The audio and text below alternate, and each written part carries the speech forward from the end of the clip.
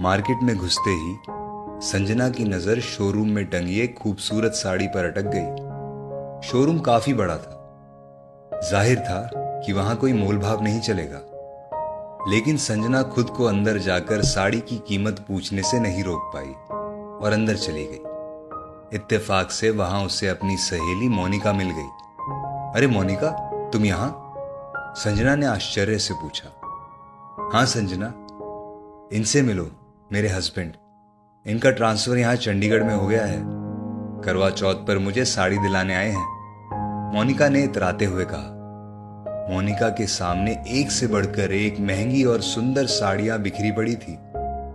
तभी दुकानदार ने एक और साड़ी दिखाते हुए कहा, मैडम ये देखिए, ऐसी साड़ी आपको किसी और शोरूम में नहीं मिलेगी, सिर्फ 15,000 की है। ये वही साड़ी थी जिसे देखकर संजना शोरूम में घुसी थी। साड़ी सचमुच बहुत सुंदर थी। मोनिका ने चहकते हुए अपने पति से कहा, विवेक ये ले लूं? हाँ हाँ, क्यों नहीं मैडम, आपको जो पसंद है वो ले लो। भाई हम तो गुलाम हैं आपके, बस हुक्म कीजिए, बंदा बिल देने के लिए तैयार है। अपनी बीवी मोनिका पर सब कुछ न्यौछावर करने के अंदाज में विवेक बोला। संजना उनको देखकर अपनी किस्मत को कोस रही थी कि उसे ऐसा पलकों पर बैठाने वाला पति क्यों नहीं मिला। यहां तो कुछ भी लेने से पहले अपनी जेब टटोलनी पड़ती है, लेकिन इसमें उसके पति माधव की भी क्या गलती है? जिम्मेदारियों का बोझ भी तो इतना है। माता पिता, छोटे भाई की पढ़ाई, बहन की शादी, और अब बच्चे भी बड़े हो रहे हैं, उनके भी तो 100 खर्चे हैं। इन सब के बीच उसे अपने और अपनी पत्नी संजना के लिए कुछ सोचने की फुर्सत ही कहां थी। वो ये सब सोच ही रही थी कि मोनिका ने टोकते हुए कहा, अरे संजना, तू भी तो कुछ पसंद कर ले।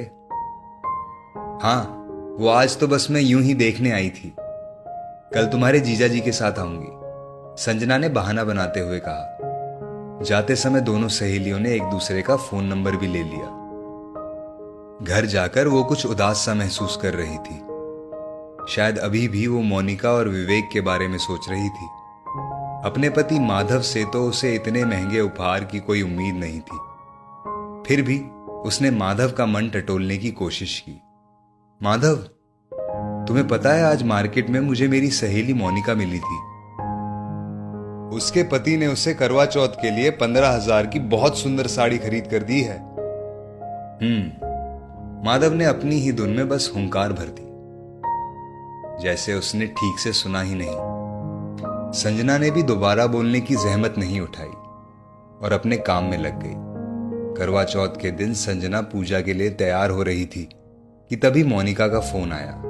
संजना ने पूछा, मोनिका आज तो तुम बहुत सुंदर लग रही होगी वो साड़ी पहनकर। मोनिका ने उदास होते हुए कहा, पता नहीं संजना, आज तो सारा मूड ही खराब हो गया। विवेक सुबह ही झगड़ा करके घर से निकले थे, अभी तक एक बार फोन भी नहीं किया। लेकिन आज के दिन तुम दोनों ने झगड़ा क्यों किया? संजना ने आश्चर्य से पूछा।